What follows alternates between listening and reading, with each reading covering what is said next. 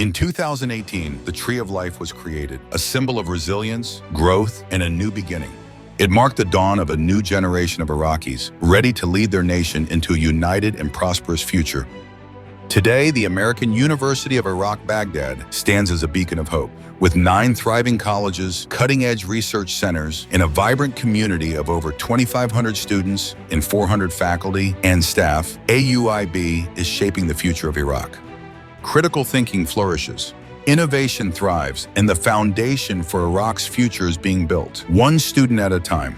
But AUIB is more than just a university. It is a movement to empower Iraq's youth with the knowledge and skills to rebuild their homeland, to carry forward the dreams of their ancestors, and to redefine what is possible. At AUIB, hope is born, and a brighter Iraq is being built, one student, one idea, one future at a time.